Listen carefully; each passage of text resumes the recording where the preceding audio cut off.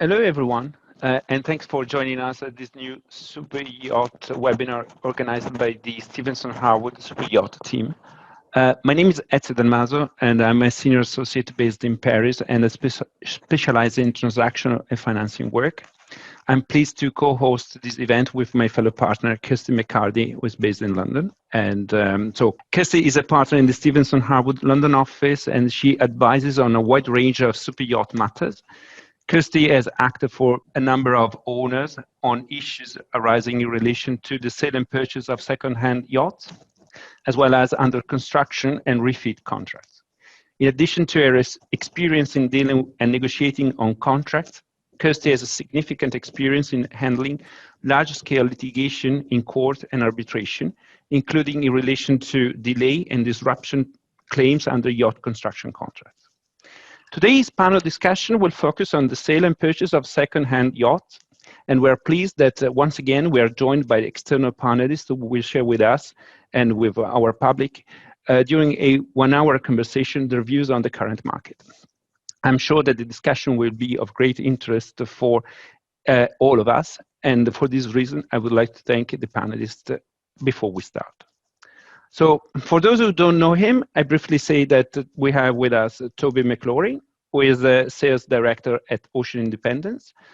Toby is a senior industry figure and he began his maritime career in the UK, restoring and maintaining classic yachts. A chance meeting led to a first brokerage role, followed by other senior roles at yacht builders, before joining Cavendish White in 2002. Following the Ocean Independence acquisition of Cavendish White, Toby is now sales director and divides his time between the Zurich and other offices of the group.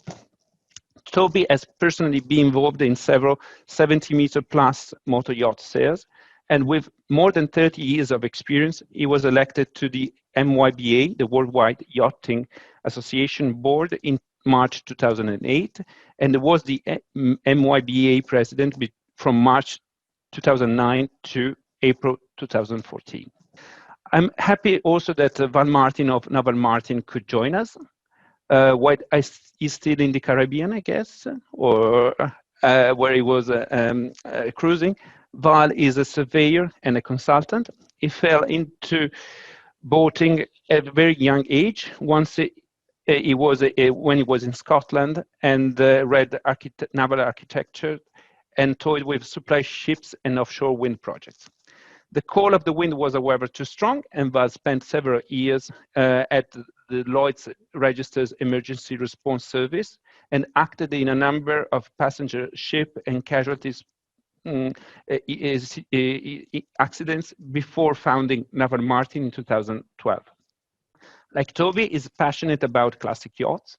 He actively runs his wooden racing boat and lends his expertise to owners as a surveyor in a range of contractual matters and litigation involving motor and sailing yachts, as well as other types of passenger ships. Last but not least, we are pleased that Guy Huss was able to be here today. Guy is a business development and yacht finance leader at Banque Internationale Luxembourg. After a short experience in the aviation sector, Guy has been involved for more than 30 years in various functions in international banking and finance, including cross-border financing of premium properties. During his career, he spent 25 years in different positions in the wealth management in the private banking sector. And he services clients in Europe, in the Gulf, Russia, and in some Asian countries. 10 years ago, he was the driver in implementing the yacht finance offer at BIL, and today, Guy leads the yacht finance activity within the bank. So thanks for being here with us today.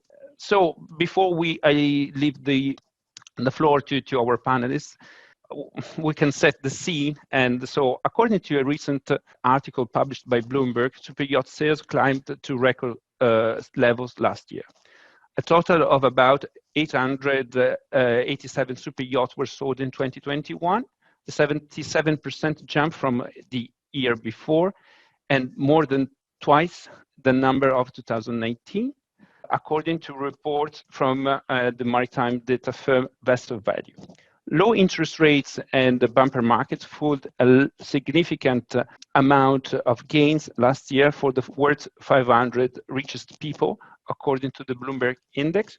And the wealth creation and the COVID and the demand for solitary recreation due to COVID-19 are considered to be the most important drivers in the spike of the sale. Super yachts, as we know it, take years to build, and buyers wanting vessels right away have depleted the second-hand market. Supply chain disruption and worker shortages have also exacerbated the situation, and shipyards are stretched to the limits with deliveries that now are foreseen for after 2025 and 2026.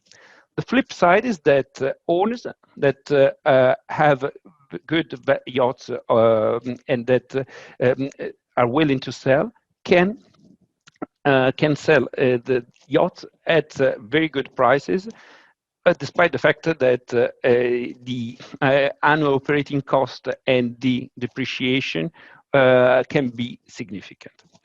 So if the physical market is so busy, it should also come as no surprise that buyers are considering options beyond the physical world. And it's interesting to report that in November, we understand that the first sale of a super yacht in the metaverse took place, and NFT are becoming, and crypto are becoming new elements that have to be taken into consideration in this particular market. We won't be able to cover all these aspects in detail, but it will be very interesting to know what our guests think about all of this. So I will now leave the floor to Toby, who will discuss and will give us an insight on the role of a yacht broker in an S&P transaction and the current market. And he will probably also share with us some views on the new MYBA form of MOA. Thank you very much. Toby? Thank you, Ezio, and thank you to your colleagues at Stephenson Harwood to be able to speak to you all today. I do apologise if there's a little bit of background noise. I'm speaking to you from our headquarters in Switzerland, and it turns out today is the day that we chose to also have a physical onboarding with all of the people that joined us during the pandemic. I'm sure, like you, we've employed people who we've actually never really met. And to be able now to do the face-to-face introductions is a great thing, and so the office here is absolutely full of life, and that is also exactly how the market is. Records are being broken left, right, and centre, but that also brings with it a sort of a unique set of challenges as well. I mean, yes, as you've said, Ezio, the stock in the brokerage market, starts to run thin. If you've not already secured your first choice charter yacht for this summer, the chances are you'll have to take your second, third, fourth, fifth choice, possibly. The charter market is back very, very strongly. Shipyards, again, with delivery in most cases now stretching out to sort of 2025 and beyond, the market is positively booming. As brokers, and whilst trying not to sort of sound too pessimistic, I mean, this generally cannot go on forever. I mean, for those of us who do remember the global financial crash of 2008, when we did wonder if we were ever going to sell a boat again, and then also for those of us who can remember even further back, for example, when the UK fell out of the ERM mechanism, interest rates went up to 14%. During the Southampton boat show, and all of the exhibitors went to the Guinness stand because there were no visitors. I think the point of this is to remember that our industry has a history of boom and bust. And whilst we need to make the most of the boom, we have to also keep in mind that, usually harder times for the industry aren't too far away. And therefore, we have to treat our clients, with the same level of respect and cautiousness in good times as we do in bad. So yachting has proven to be a fantastic safe haven during the COVID period, and I think that we can all be very grateful for that. But when it comes to the role of the broker, we've all been put under tremendous pressure with what I might call speed buying and speed chartering.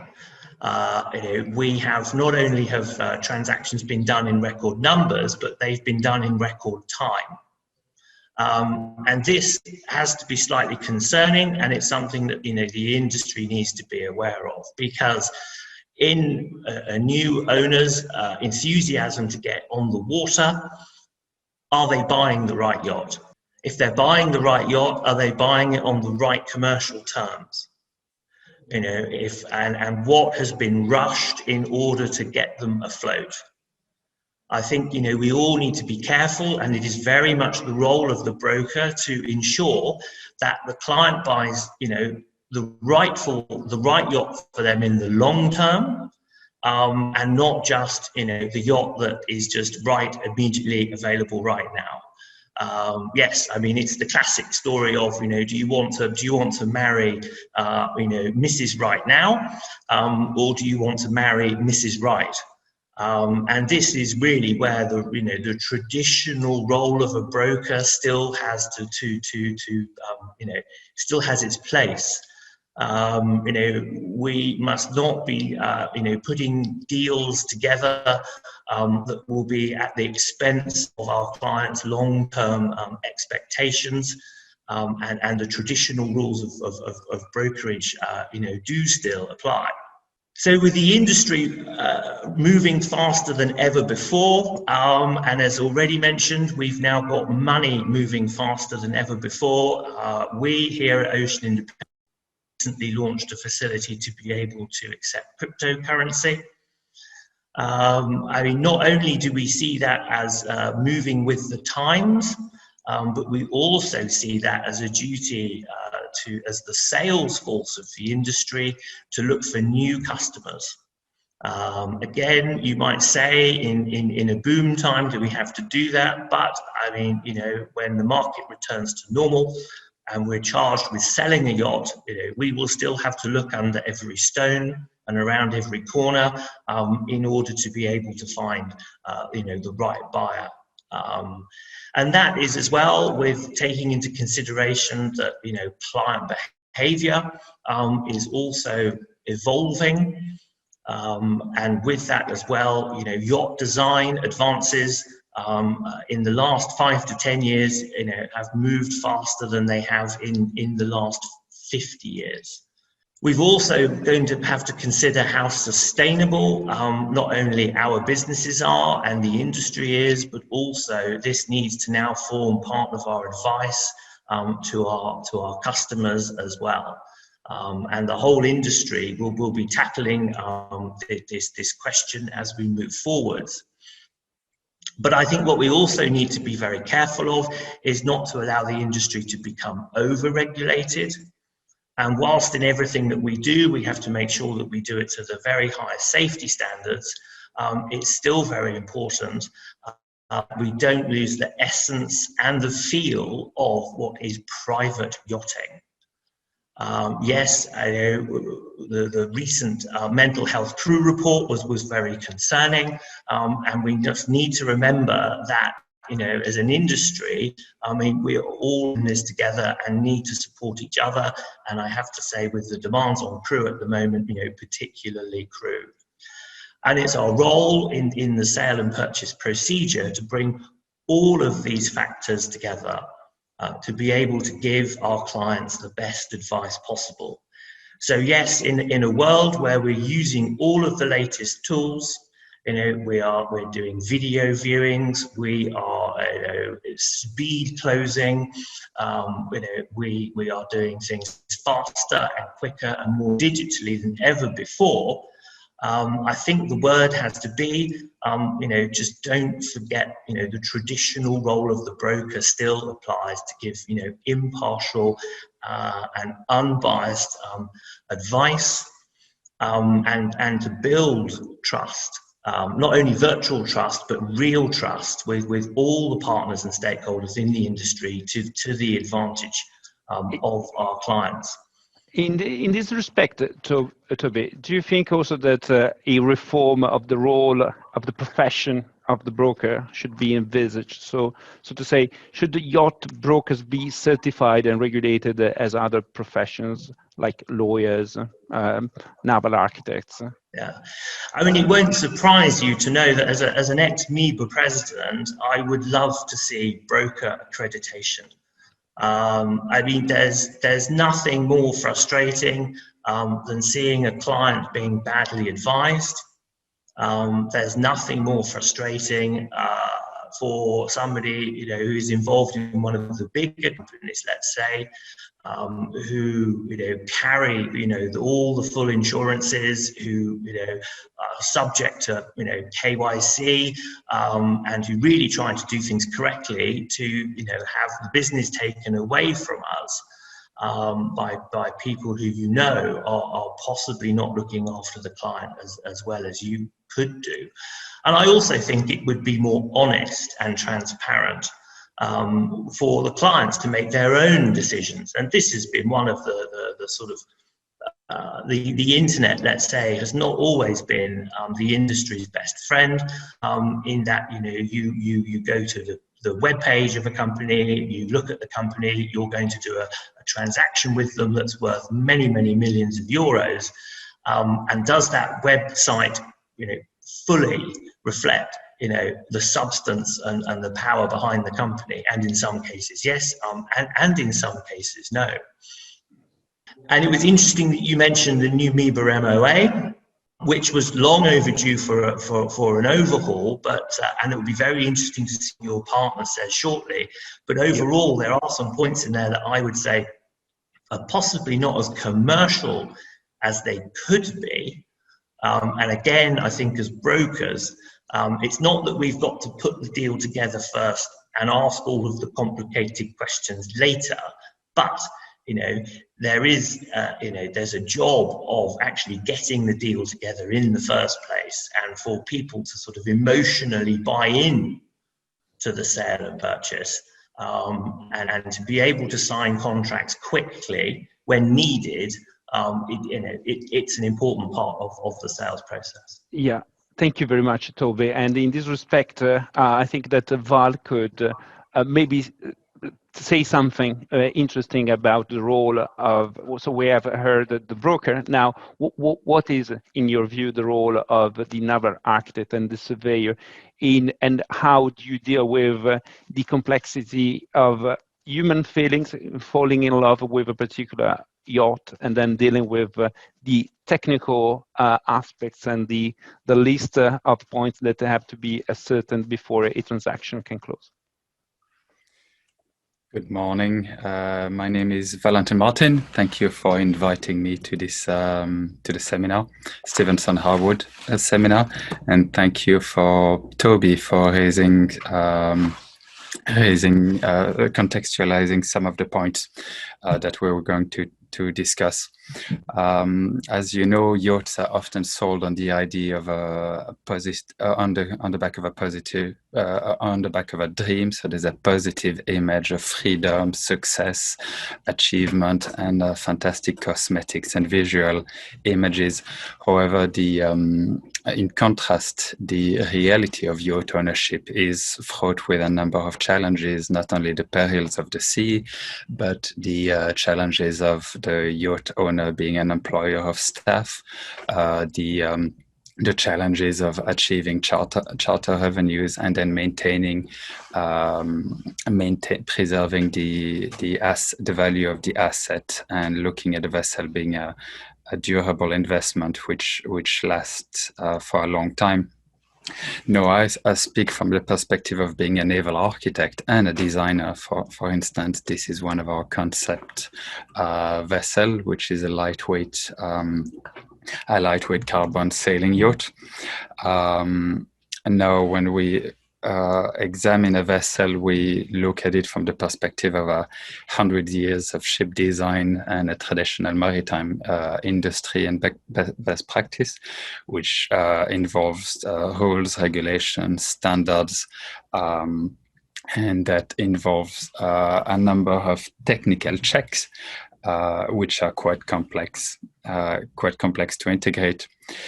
The situation is that, as Toby mentioned, yacht owners and the market demands for cutting-edge technologies. There's an appetite for lightweight structures, integrated infrastructures, and a lot of the new owners emerge from startups which have on their own publish disrupting technologies, and we see a tendencies for disrupting technologies to be expected on yachts and super yacht. One of the examples I saw many years ago when I was a plan approval surveyor was an owner asking for a glass bottom so he could see the sea, like in the Superman movie. With the classification society and the shipyard, we looked at this and identified that the fatigue life of the glass was going to be a limiting factor in the design life of the structure, and the consequence of it failing was going to either cripple the vessel or govern the internal arrangements. So the idea was dismissed. In a sales and purchase transaction, we might not have the benefit of the entire design process that you would have in a new build transaction. So the survey process is quite different, and we have to be guided by the specific feature of the vessel, whether she's aluminium or aluminium and steel, whether there's a complex technology in the integration of the power plants, or whether there's a dynamic positioning or automatic sail handling. All of these add to features. For example, the vessel here was valued 15 million euros and had a tendency to catch fire spontaneously. And we pinpoint a latent defect which was associated with electromagnetic incompatibility, which had not been revealed during the sea trial. One of the key learning points is that there were 71 other yachts in the market which were equipped by the same suppliers.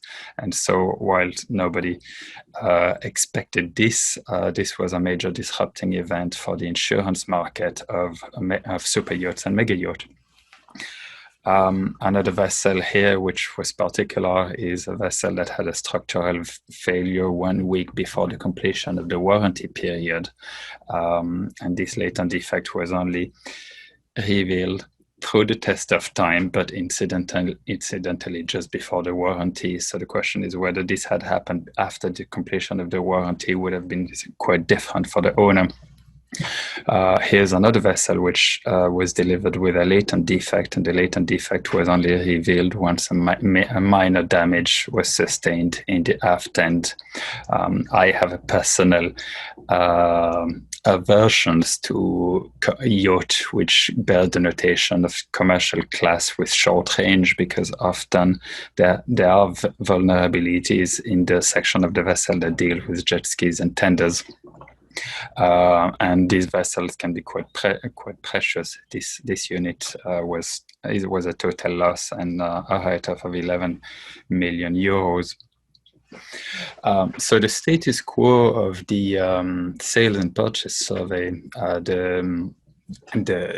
as far as the MYBA sales form is concerned, the survey is a tangible assessment of the inventories and the list of defects, and it's also a health check. I think as a surveyor, we incline to think to use a language of fatigue and viabilities, because our survey needs to be reasonably future-proof. So the survey is a health check and an assessment of the status of class notation and a list of defects, but we have to involve engine manufacturer, fire safety surveys, HVAC survey, and the class certificate. So the purpose of the survey, as Ezio mentioned, is plural. So there's an assessment of the condition, an assessment of the fatigue, wear and tear, I mentioned again and again, but also it makes the entire transaction merchantable. So there's an element of valuation and negotiation. Sometimes we're being asked to conduct a survey when the owner has already decided on going ahead and already decided on a negotiated rate. Maybe less so these days, but it has happened a lot. And as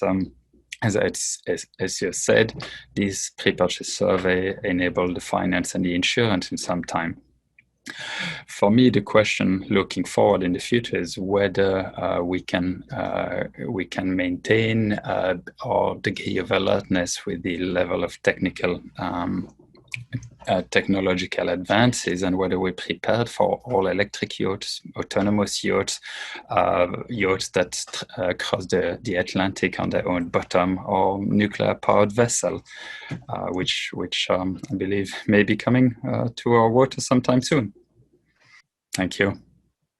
Well, thank you, Val. And going back to what Toby was said, and the fact that transactions, sale and purchase transactions, are going to close in a very short period of time. How do you manage the pressure and the organization?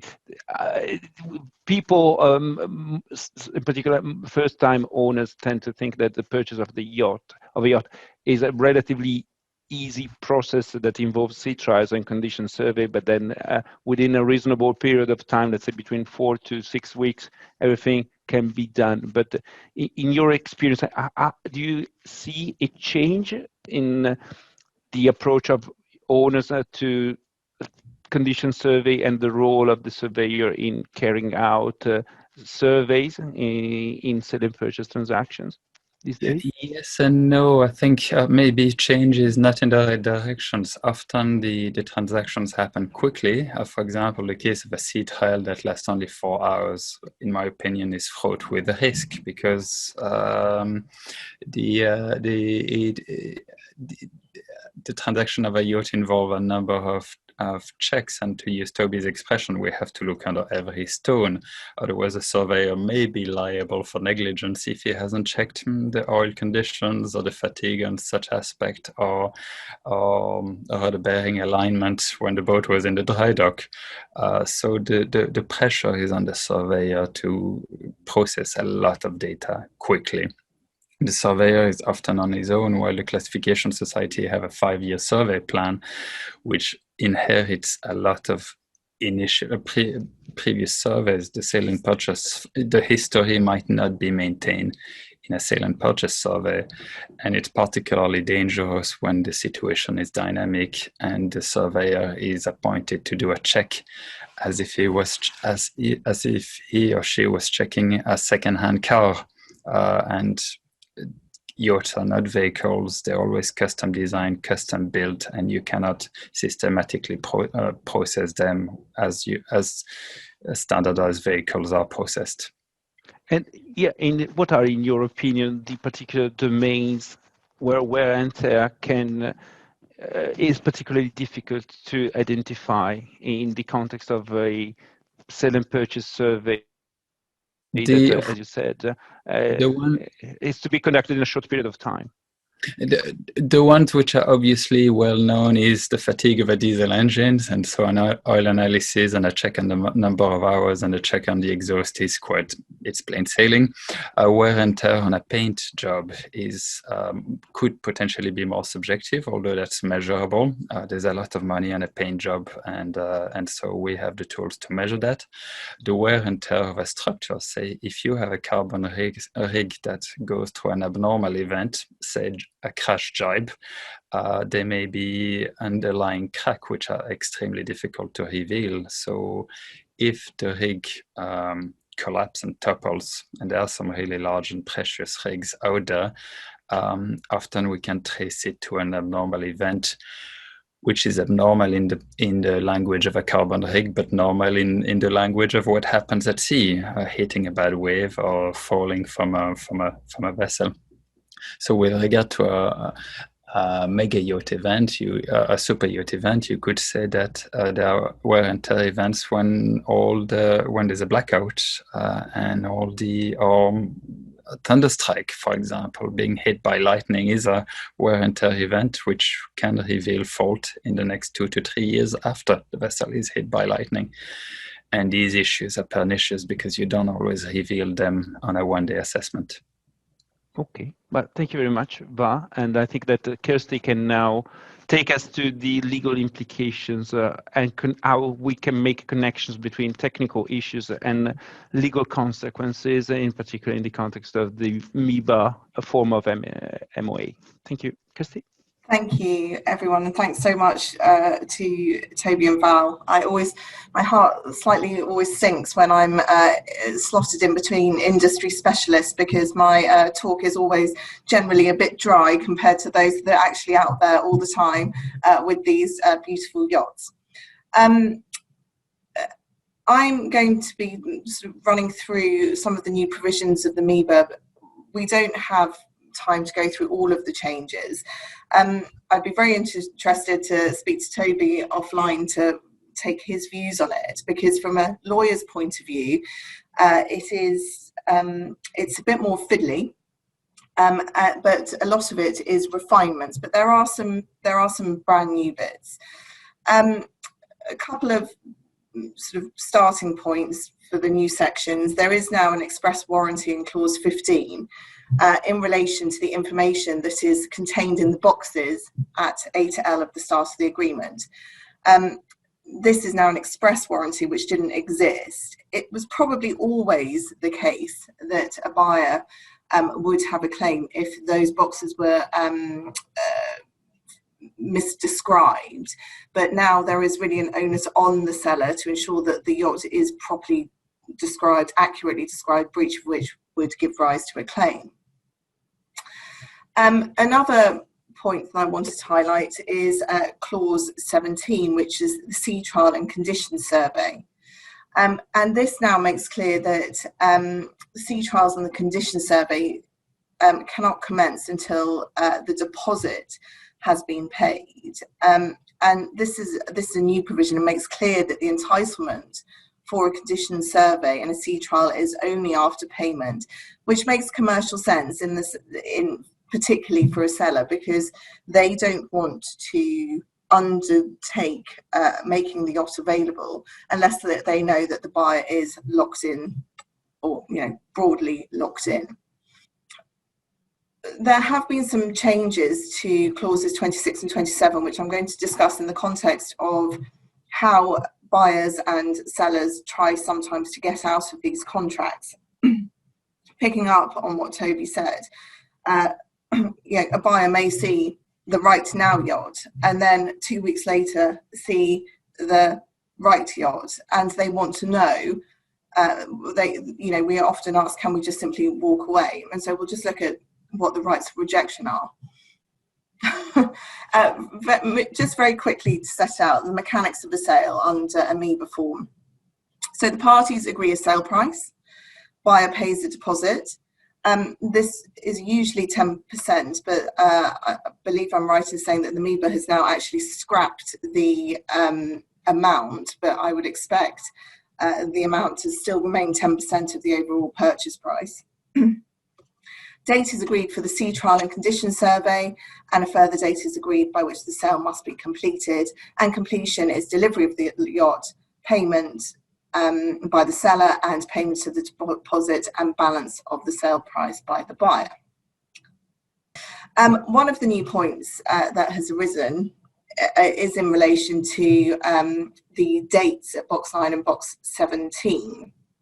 And these are now stated as being time of the essence. Now, the completion date was always stated as time of the essence, but it is now new in relation to the sea trial and conditions survey. And what that means, as a matter of English law, is that time of the essence has the effect of elevating the date to a condition of the contract. What that means in practice is that this date has to be strictly complied with. Even a small delay will enable the buyer to hold the seller in breach and terminate. And this is reflected in clause 20, which entitles the buyer to terminate and be paid back the deposit, and also the deeming provisions in relation to acceptance. So as mentioned, one of the things that we see most frequently is buyers or sellers saying, you know, I've changed my mind.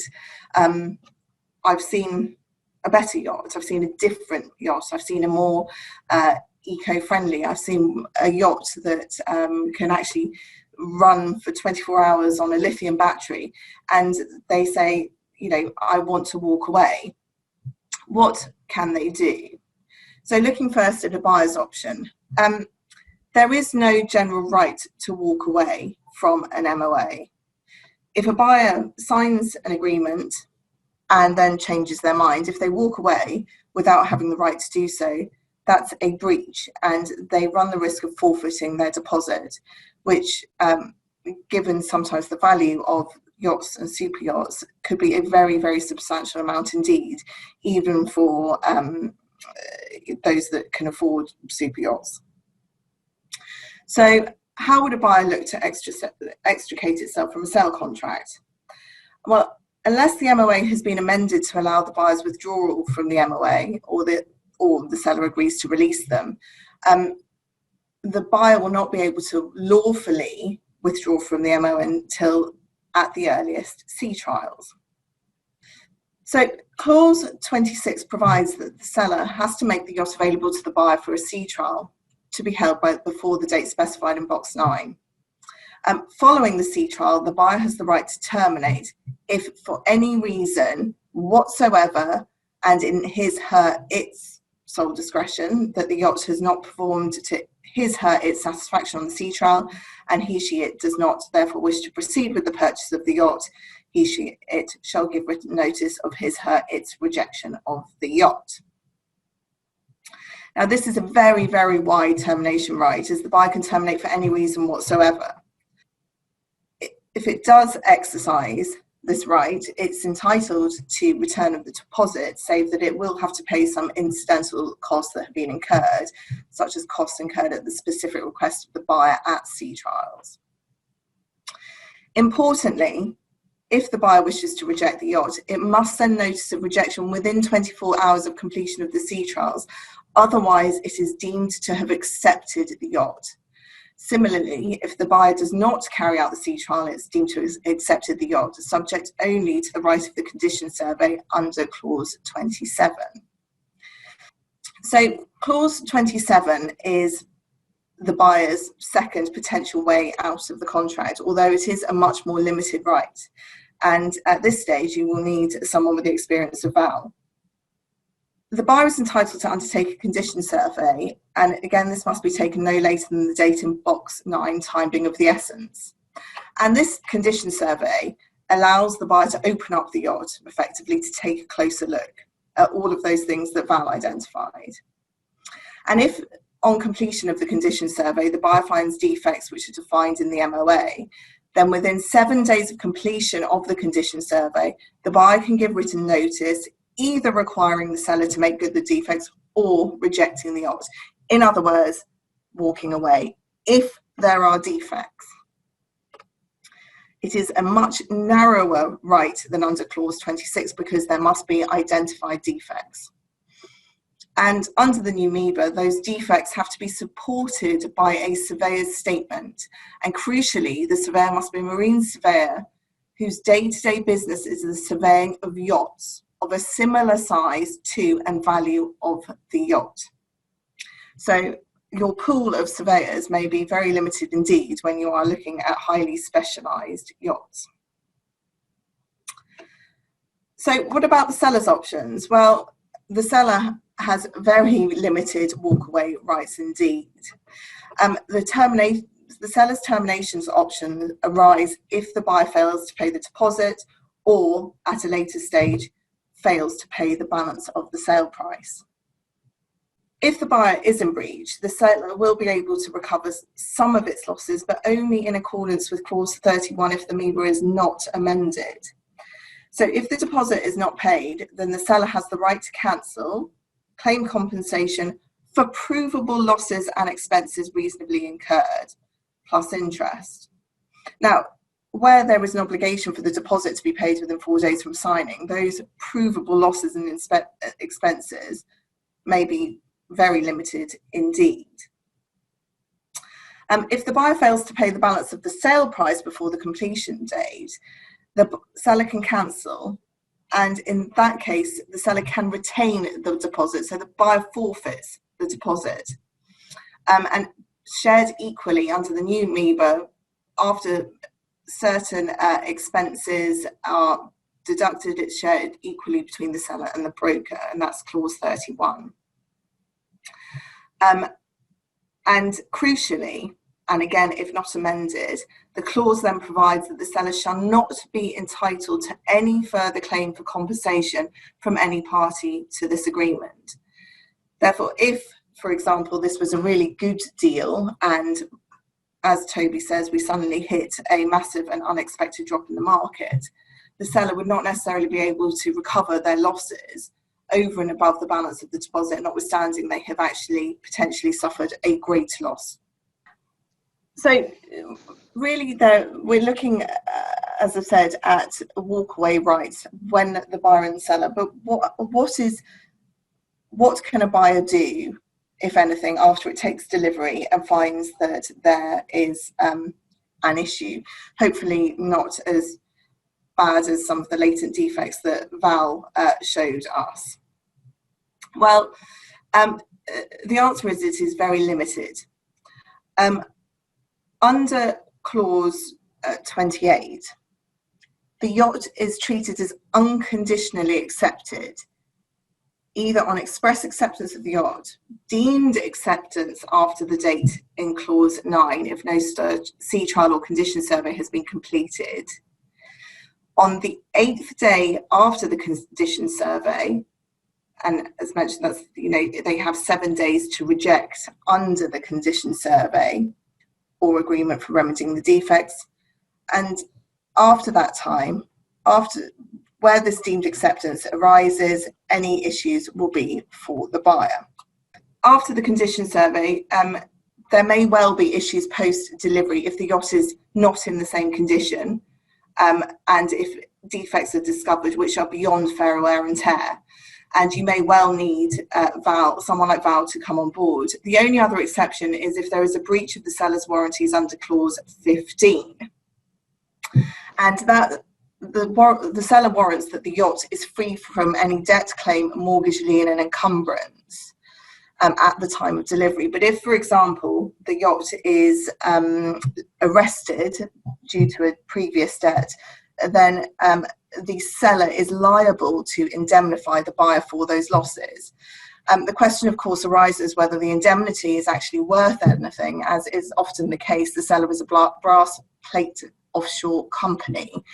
So whilst a claim may well exist, it's often impossible to enforce.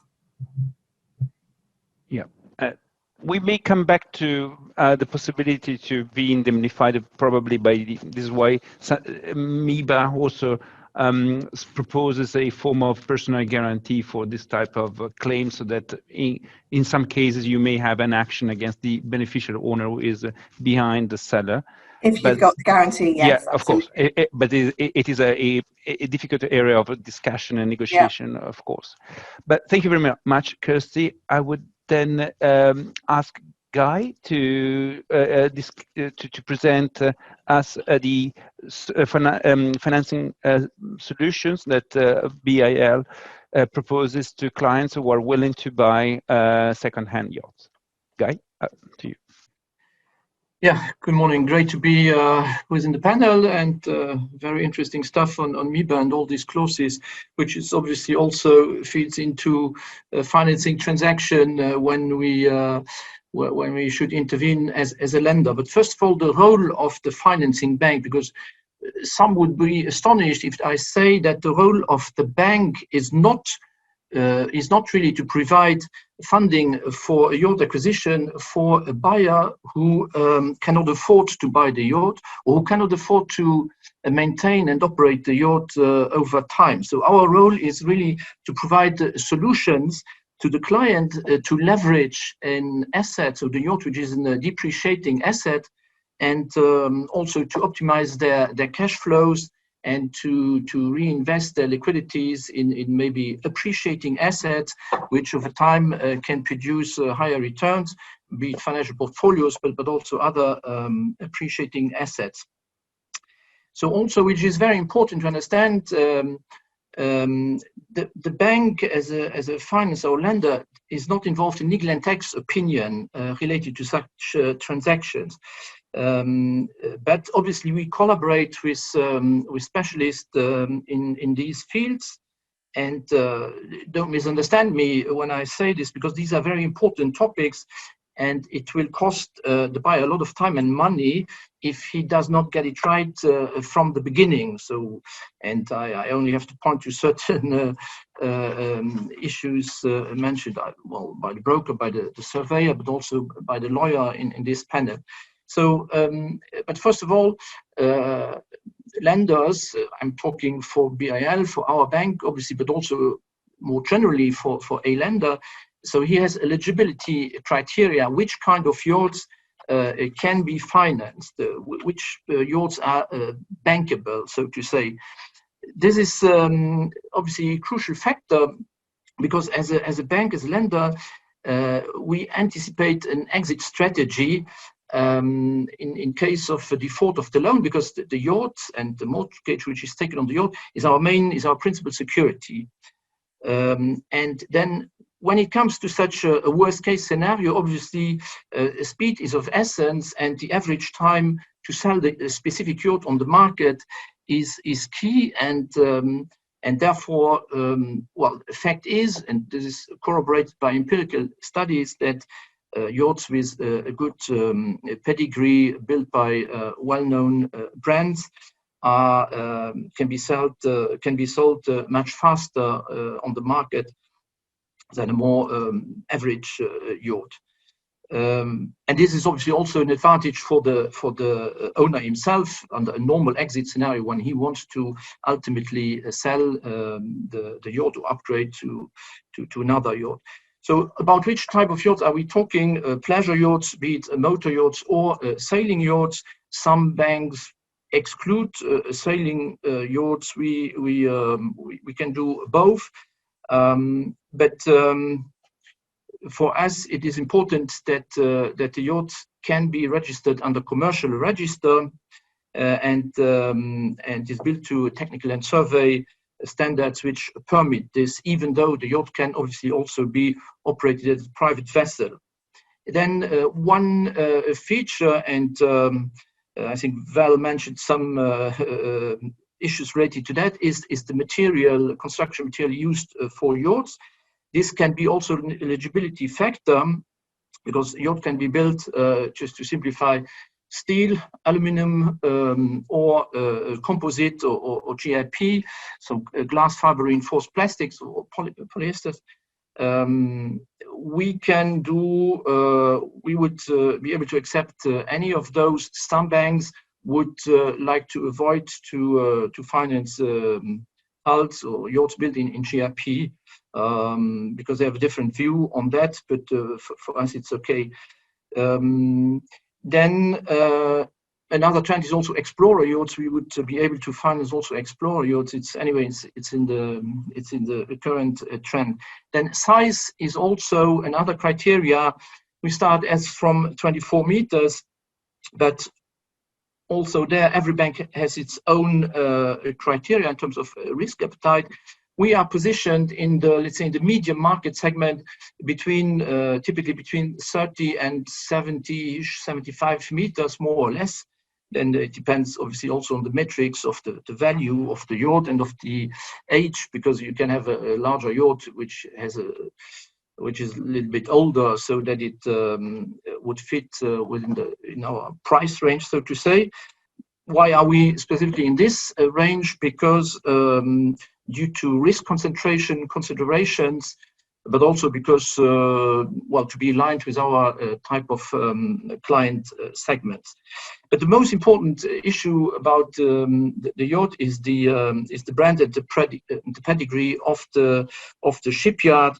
So we do not, I'm often asked this question, do you have a short list of shipbuilders and shipyards which are eligible? And I always know we have an informal, we don't have a formal ranking, but we have an informal list.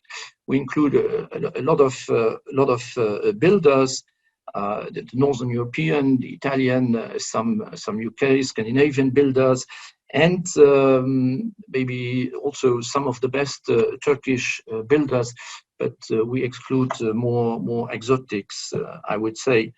And but anyway, every yacht has to be assessed about its own merits, because it was mentioned before also, all of these yachts are much customized or semi-customized, so each yacht is different.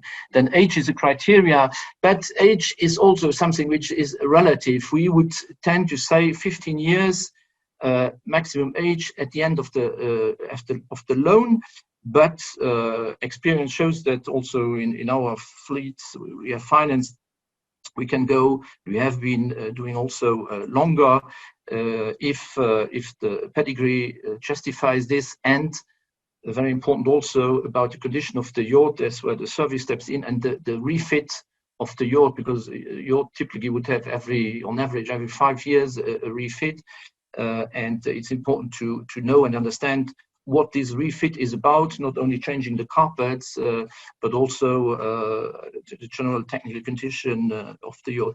There, we work obviously with external surveyors, which are recognized international authorities and are accepted by the Banque. And the yacht obviously for us needs to be built to MCA or the Red Ensign Group yachting code standards and classifications.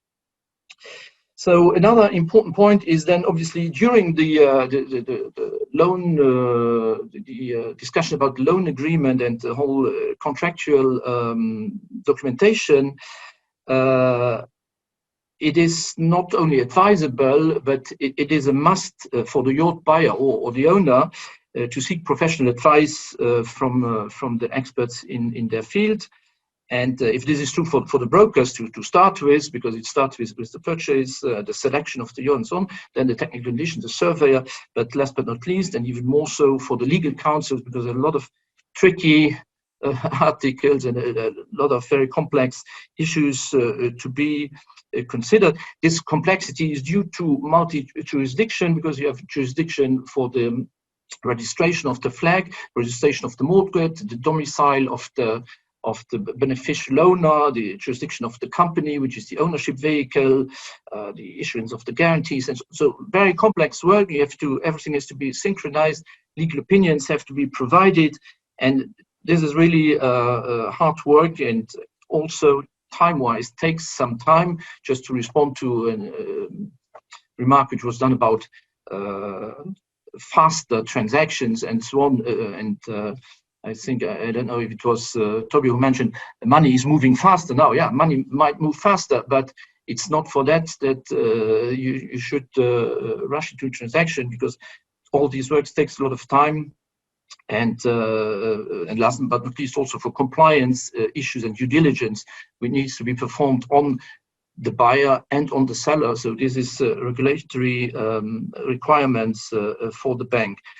Even ourselves, although we have an internal legal team who supports us in these transactions, and they are quite specialized, but we use also external legal counsels to team up with our legal teams in order to coordinate all this, and also to intervene on foreign legislations, because we obviously know very much the Luxembourg law, and but there are other legislations which are involved. And in this respect, Guri, talking about complexity, I think that what is your view on how complex it could be to finance an American, a US resident borrower, who may, knowing that most of the demand it comes from the US? Yeah, so we are well aware that the US is still the largest market in yacht owners and yacht transactions. Unfortunately, I must say, from a financial and regulatory point of view, and also for tax consideration, US market and the servicing of US clients in wealth management, private banking here in Europe is very complex, and there are different choices to be made. We are positioned that we cannot serve American clients when they are residing in the United States. We can do it if they are expatriated and located in other locations outside of US, in Europe, for instance, but not in the United States themselves. Yeah, and guys, sorry, because we are going to finish, and I wanted to ask a couple of questions to Toby and Val. Toby, how do you see this demand coming from the US?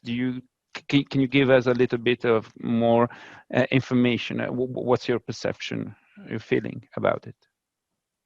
Oh, sorry, could you say again? Yeah, what are your views on the demand coming from the US? Is the demand coming from the US? Where's the largest market today of buyers of second-hand yachts? I mean, we've been so used to the US being such a powerhouse in the market for so long that yes, it's always easier to say that there's more billionaires in the US still, I believe, or North America, than there is just about anywhere else. But the strength within Europe, I have to say, has really returned in recent years, and I don't think that again, I mean, the business just becomes more global.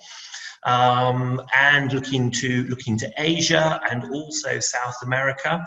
I mean, those markets have got increasingly busier, and in fact Australia and New Zealand. So while America remains probably not only from a wealth but also a lifestyle point of view, and a great focus for the business. It's the rest of the world is catching up quickly.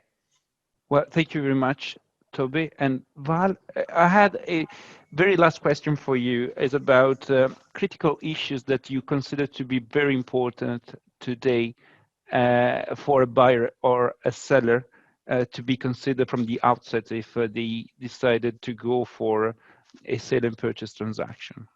Is it more class regulation that is coming? What's your point of view?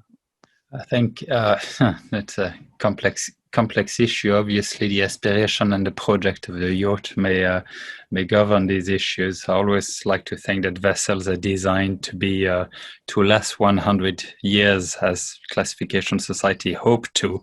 I'm quite anxious to see that the useful life of yachts, particularly the smaller one, tend to be much shorter. Now we find 5-10-year-old yachts going, reaching the end of their market life, and this is something that I'm highly anxious about. So I'm always looking to see what's the critical life of the subset features of our yacht, as well as the overall life of the vessels, and whether it's carbon or other structures. Sometimes there's a fuse somewhere in the work that means the vessel has a limited life, and that's regrettable because as designer we want the ships to last very long. I think that we have come to an end. It's 11:31 in Paris, and we promised to keep the webinar within 1 hour. And so thank you to all of you for keeping the promise, for maintaining the promise. And unfortunately, there's no time left for questions from the participants, but of course, a link in the coming days, a link with the video of this webinar will be sent to all the participants and the attendees who register for this event. If any of the participants have any questions, they can contact me, Kirsty, or the panelists directly. We are preparing, of course, our next webinar that should take place at some point in the spring. If you would like to know more about the next Stephenson Harwood events, you can subscribe to our newsletter and like the Stephenson Harwood LinkedIn page.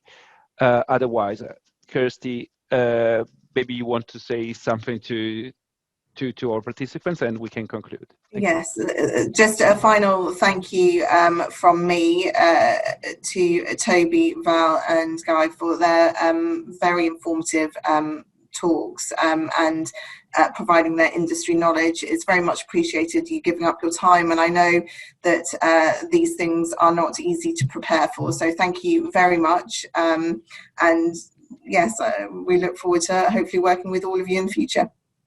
Thank you very much. Thank you all to all who joined us today. Thank you. Thank you very much.